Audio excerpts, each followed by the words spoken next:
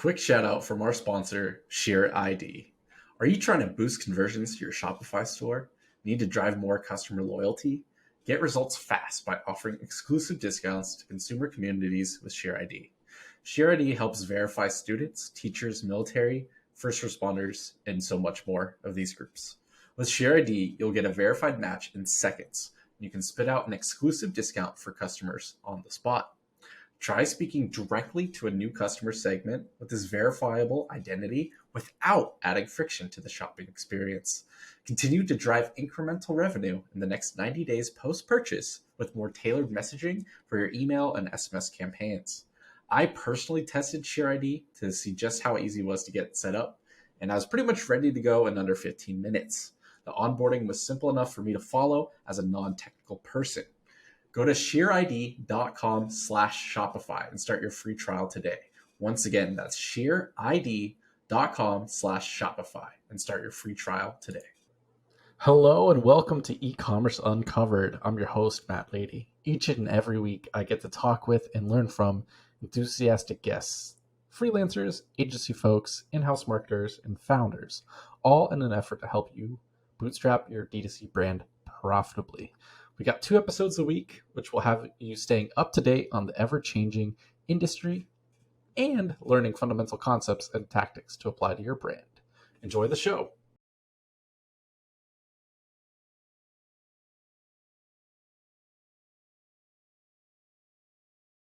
So, you're not in the NBA bubble. Like, you can't charge $20 for an espresso. And people aren't really going to put up with that for very long. So as you're changing prices within your assortment or introducing new products, new price points, that impacts your conversion rate and your ability to continue to sell to your retained customers.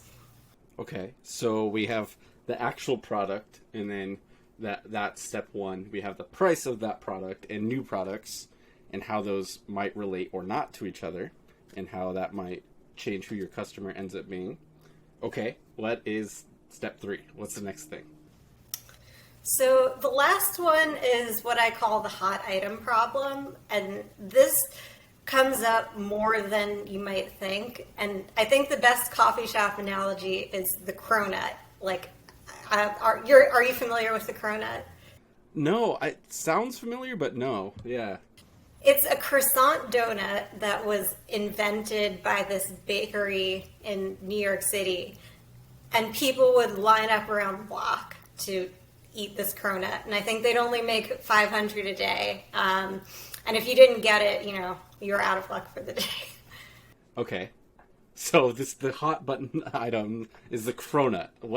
Tell me more about the cronut. It sounds tasty, but tell me more about it.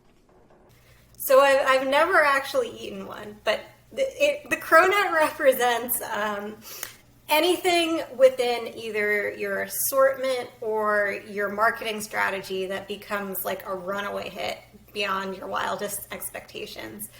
If you have a product that goes viral or becomes a bestseller or like a trend, something that starts to get a life of its own, that lowers your cost of acquisition. It's free PR. It reduces friction because people aren't thinking about it logically. So it puts you in this really advantageous position. And, your sales could increase anywhere from like 125% year over year to like doubling, tripling, etc. And it's like, how do you manage that growth knowing that it's coming from a trend-driven source that will probably kind of fade out over time? A lot of companies that I have worked with or worked within in the past, they assume that growth is going, that A, they can just comp it year over year without doing anything, and then that B, that trajectory will always continue. So it's kind of like the concept of being conscious of where your growth is coming from and what you have to do to comp it and more. Okay, so all those make sense individually. So now let's start piecing them back together for our e-commerce brands here, the people that are listening. we're most of us aren't running those coffee shops, not yet. That's our daydream later on. I want to open up a coffee shop and slow down and unwind. So we're not running coffee shops yet. We're running e-commerce brands. So let's start piecing them together. What should brand owners know about product? Like, what do you want to tell them more about your selection of products, or how you change it? Is it the quantity? Is it the variance? Like, let's start like exploring a little bit more for everyone. Yeah, I mean, I think the most important or foundational concept, or like the most bang for your buck you can get, is the idea of product channel fit. So if you manage, if you manage paid social, or if you manage email, you may start to realize over time that there are certain things that are just easier to sell. You hear it a lot from agencies, like, our cosmetics business for Gen Z is on fire on TikTok. And it's because obviously, like, the channels themselves have different audiences. Like Facebook, we know, skews older. Instagram is like where you go for your aesthetic stuff. TikTok is, or was for a while, younger. So that impacts like who's in the channel, what they like, what price points they're more willing to buy. And so if you have a broad assortment, or you feel like your customer base is relatively broad, you can start to see these patterns where, like, I'll give you an example. In a prior role, it was like a contemporary fashion label.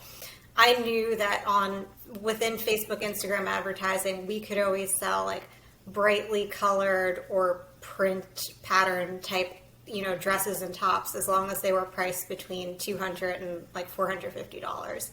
So what we would do is, at the beginning of the season, you would look through the assortment and say, like, okay, I can predict that these 20 things are going to sell really well in Facebook. So, like, let's make sure that we shoot them at all for our lookbooks, and B, that we try to get this type of creative. And so that just, it improves the efficiency of your advertising, and makes your cost of acquisition go down.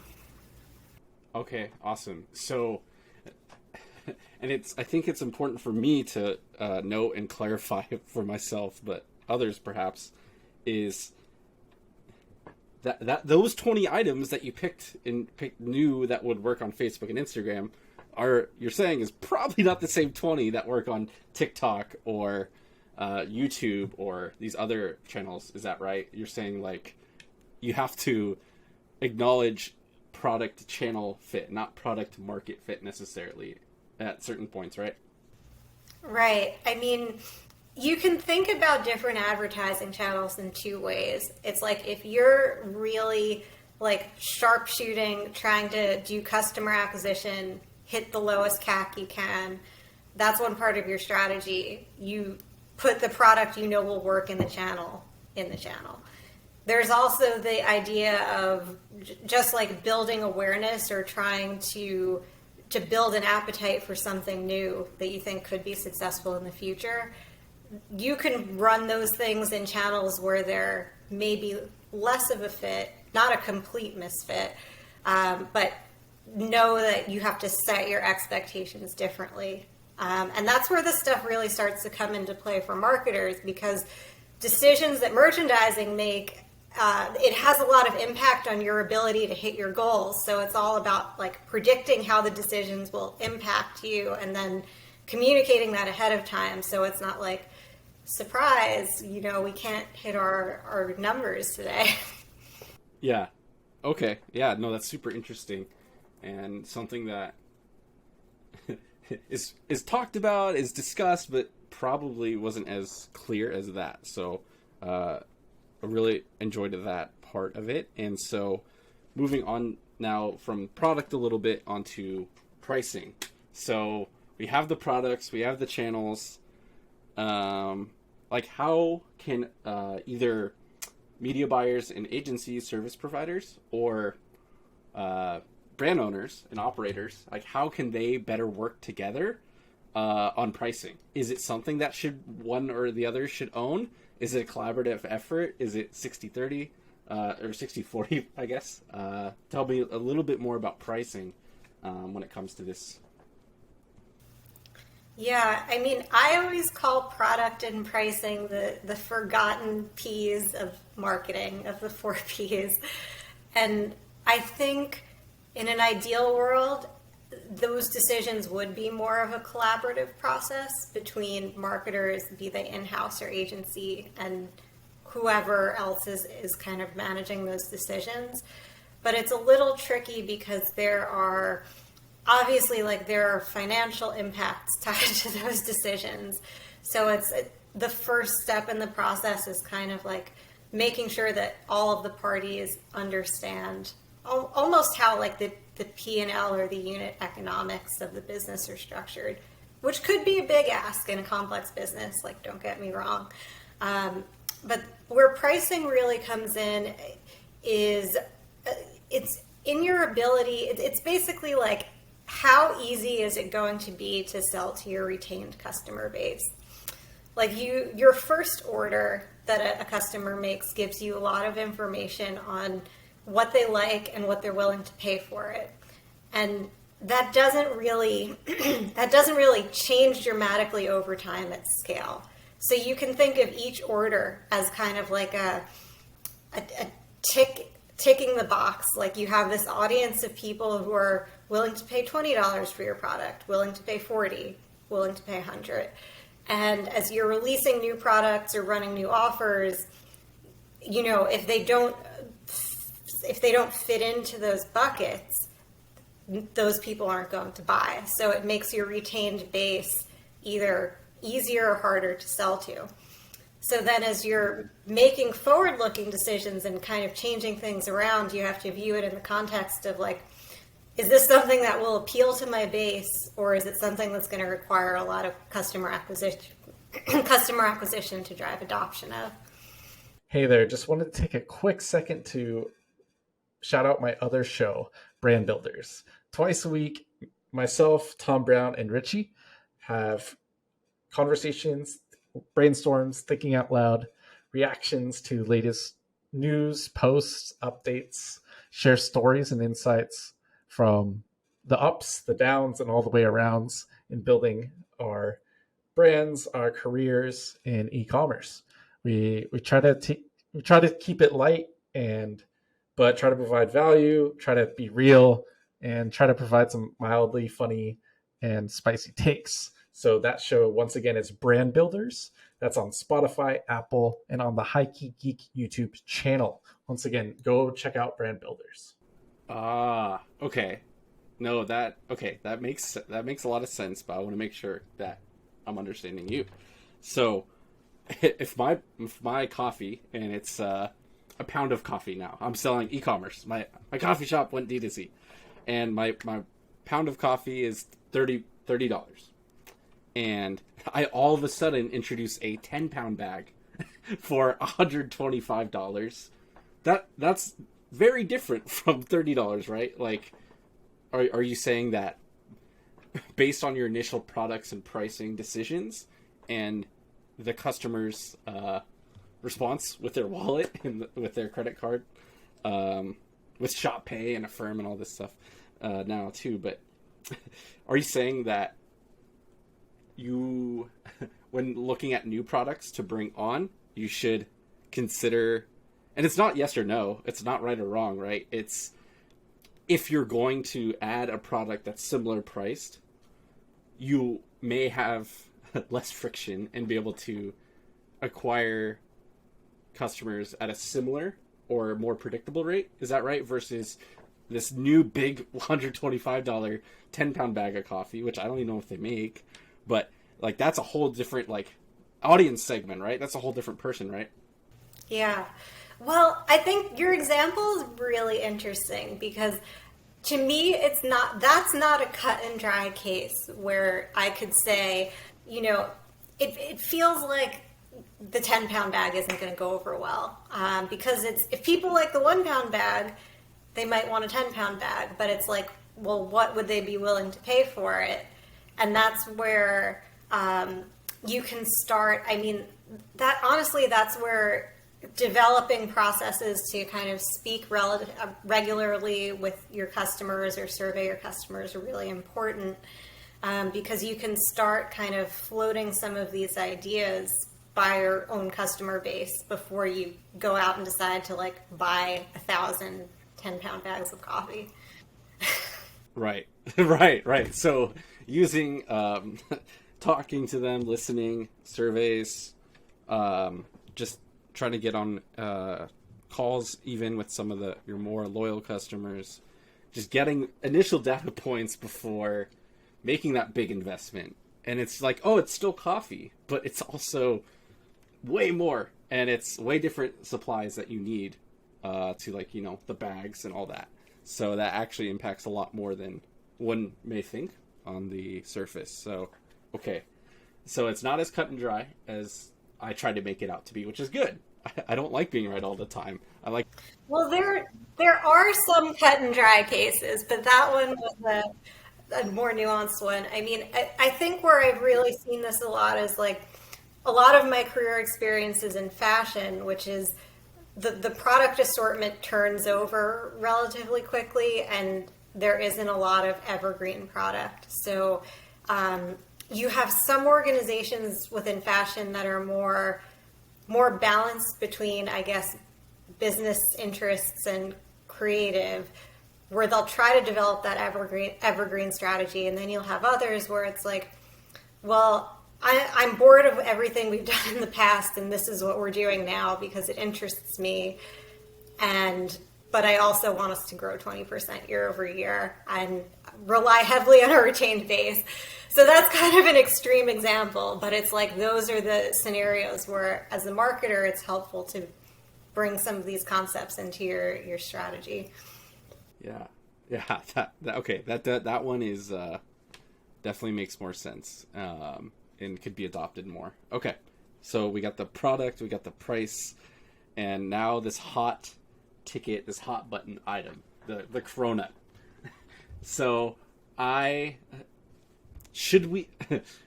hot take time, no best practices time, like perfect question. Do you think most brands should or should not try to find a cronut? So I think you should. Well, I think that a cronut is good, whether you try to manufacture a cronut or whether you stumble upon it. I think trying too hard to make a cronut can backfire unless you really know what you're doing. But it's like landing a product like that.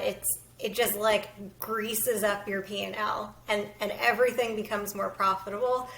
But you just have to make smart decisions about like what you do with the money. You have to think about it as I won the lottery, not I don't know, I inherited 1,000 shares of a dividend stock that's doing really well. Right. It's less long term and less predictable forever. It's a little more. It might help a lot more in the short term, but if you mismanage after that point of discovering the cronut, then you might end up in a worse spot later on. Okay. Cool. Okay. I love how you answered that because I think that sounds a lot. That sounds like your kind of answer. Instead of like saying, making you pick yes or no, you're like, well, actually, Matt, I'm gonna switch it around on you a little bit, but that's actually better. Okay. I am knowing all this about coffee and cronuts and pricing. If you were advising someone on, just someone who's like, I really want to like build a brand on my own. I want to start something, but I don't know what. And I'm just open. I'm kind of open to hearing ideas. And this is like a friend of yours, so you're like honest with them. There's no like incentive for you to like tell them anything besides trying to help them. What is some other pieces of advice for brand new people to e-commerce, to starting their own brand and getting into products and merchandising? What are some additional like must-dos or must-don'ts, or I have to catch myself because literally it's called no best practices. So I'm like, I'm kind of forcing you to like say best practices, but like if your friend was, and you can ask me more questions if you want more clarity about like my brand I'm starting. So that might help clarify these best practices. Yeah. Well, I'll ask you some questions, but I'd say the answer there, I think the answer or the type of entrepreneur, the person who has this kind of question, it typically falls into two buckets. It's either they have an idea of something they want to build because it solves a pain point or it's something that they're really excited about, or they have no idea whatsoever and they're like, I kind of, like maybe I'm a media buyer and I want to start my own brand, or I have experience in the industry, I want to sell something, but I don't know what to sell. So for the first group, the person who has the product idea, I would say definitely study the market, because it does give you it gives you some information on what people value, what they're willing to pay. Try to find communities of people who would be interested in the product and like eavesdrop on them. Like if you're, I don't know, think of a crazy idea. You're passionate about beekeeping and you want to invent a beekeeper suit for hobbyists and disrupt the beekeeping industry. I hope someone takes that idea. I don't even know if it's good, but like you go to the beekeeping Reddit and you like lurk on what people are complaining about. Do research to validate your idea and make sure it makes sense before you start trying to sell it. And then before you like file trademarks or do anything that involves sunk costs, try to get into one of those communities in a low cost way and like sell prototypes and see how people respond to it. Like before you buy 1,000, make 10 at home and try to sell them to people and like start to get that feedback loop. So that's my advice for the product driven person. My advice for the I want to start a business person is similar but different. It's study the channel that you think you're going to use to do your acquisition. And based on what seems to be happening there and what seems to be selling, come up with 5 ideas, make 10 units of each idea, and then come up like over the weekend, mock up a fake brand around it or like a minimum viable brand, and invest $500 or $1,000 in ads and like see if you can sell it, and then pick the one that seems to have the best economics behind it. A quick reminder from our sponsor, ShareID. Find your next lifetime customers by providing verified discount codes based on occupation or life stage. Speak directly to veterans, students, teachers, first responders, and continue to tailor your messaging to them in the future with post-purchase emails and text messages. Make them feel seen with your brand by using ShareID to seamlessly verify their email in seconds during the purchase process. Go to shareid.com/Shopify and start your free trial today. Wow. Awesome. Yes, truly no best practices, especially with that answer. Okay. So basically, if you have a product idea, cool, that's fine. That's great, but that's not required. There's still other ways to go about starting up your brand. And validate, study the market, actually try to get people to buy it before you go further. That's honestly something I goofed on with these like graphic t-shirts for the e-commerce community. I was like, this is cool. I love these. These are awesome. They're so comfy. And then people are like, why do I want this? What? Why do I need it? So I learned my lesson hands-on. Well, I actually really like it. I would have bought that shirt. Because it's kind of like the John Belushi like college shirt, but it says e-commerce on it. Yeah. So, and it's coming back, and like there's other reasons why it didn't work last year. So I know firsthand about talking to people, getting small buy-in, I kind of just went ahead and like bought a bunch and like, all right, people want it. Didn't always go that way. So good to know. Okay. So I'm no longer an early stage founder. Say I took your advice 2 years ago. Like cruising now. I got my brain off the ground. My beekeeping suit is popping off, and we're at 2 million in revenue in 2 years. And yeah, like impressive. So now you're advising me again. I want to make a new product. What things and variables and factors, research, data points, metrics, whatever, what would help you determine how to advise me on like the next step of product, either expansion or variation?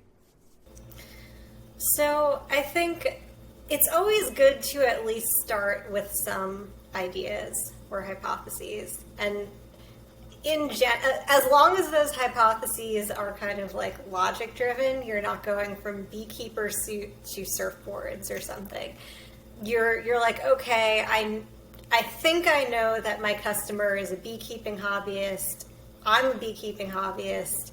These are like other things I use that maybe are tools that could potentially be improved, or like things tangential to beekeeping. And that's where the creative process really starts to play into it, because you're like, well, maybe I get stung a lot, and instead of doing, beekeeping gloves, maybe I can do like a bee sting balm, or like you start to kind of splinter off in some of these interesting directions. So when you have some concepts like that, then you kind of want to return to your customer base and try to validate the ideas a little bit, like get an understanding. Do these people share your interests or your pain points? Like if they do, how much would they be willing to pay for something like that? And you can also return to kind of like lurking the market if you want to draw a larger sample, because whenever you survey your own customers, especially if you're like sending out an email survey, the people who answer are always going to be your most engaged, loyal people. So if you're at 2 million, I think that's actually fine. Like selling to your core and surveying your core is fine. If you're bigger, then it's going to bias your answers maybe in the wrong direction. Yeah. So gathering the data, validating your ideas, seeing if you can actually make the thing for the price that you want to, and thinking through all of those, like, will I be able to sell this in the acquisition channels I'm already using? Like all of those questions, and then going for it, but in a small, measured way. Okay, so not too much different from 2 years ago. It's very similar of like research, ask, validate, start small, and then iterate, right? Like that's from early to middle, or however we want to define middle stage. Pretty similar advice. Okay. What? Anything you want to add onto that before I move on to the next thing? I guess what I will say is some people don't have to do it that way, because they're almost the way like an artist makes painting a masterpiece look easy. It's like some people are so good at the discipline of merchandising. Like Mickey Drexler for a while was one of these people where it's like he's subconsciously absorbing all the information and like synthesizing it. And so he can come up with an off the cuff idea that seems like it's like, well, this is just what I like, but it's actually the product of all of this synthesis that is, he's collecting. There's some people who can do that, and it works better in some categories than others, but it's like if you're an entrepreneur and you're bootstrapped and it's your money, it's probably better to take the more structured approach to start.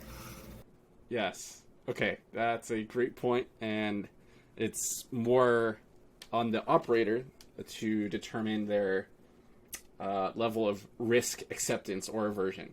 And like, hey, I really like this. I'm betting on myself. I'm going to go with it anyway. You can do that, but for many bootstrap merchants, maybe small and iterate and then grow from there. Okay. So what are some of the like best and worst merchandising decisions. Not that you've made necessarily, that you have been involved and been around of or have seen in the industry over the years. Just some of the top, like, really good, really bad, like, or controversial things. I want to get a couple more examples in here.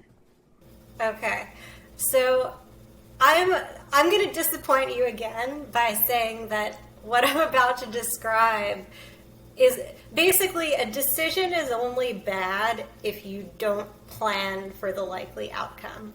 Like if you make a decision and understand what's likely to happen and you make it with eyes open, it's not bad.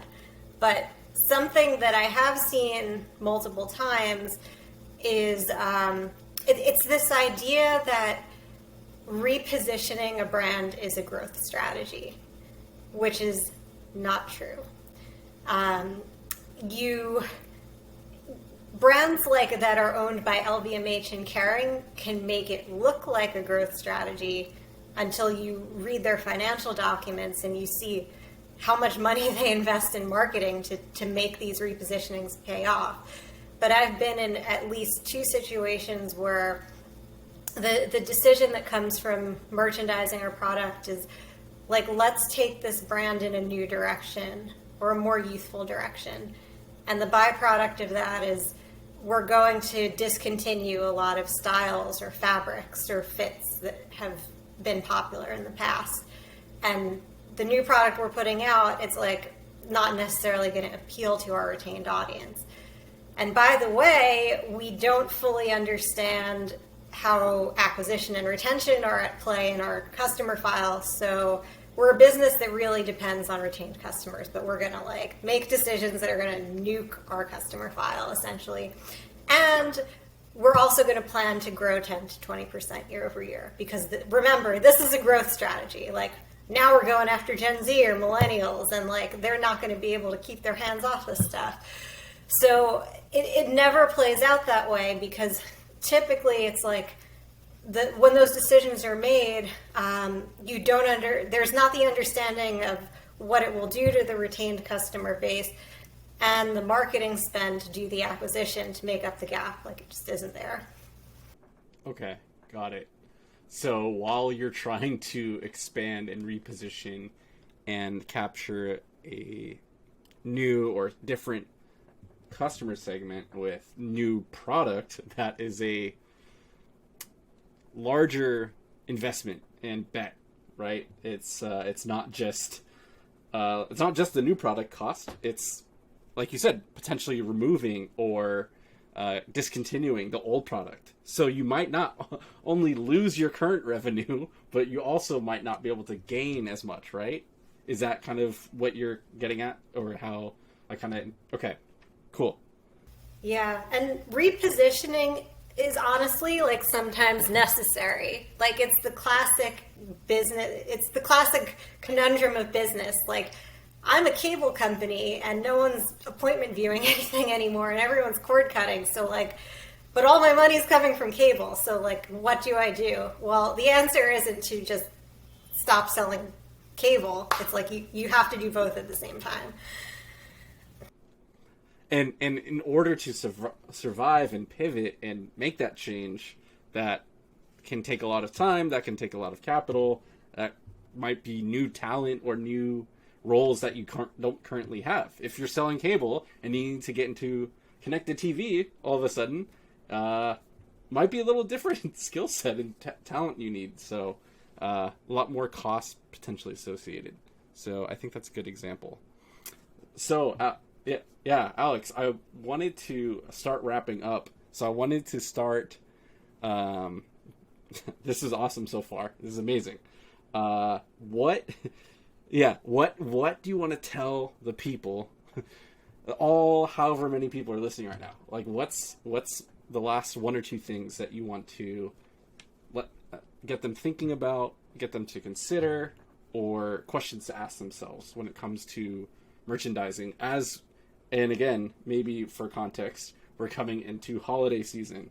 Is merchandising different during Black Friday, Cyber Monday, and Christmas?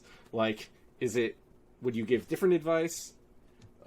let's leave with a tip or two for people to ponder.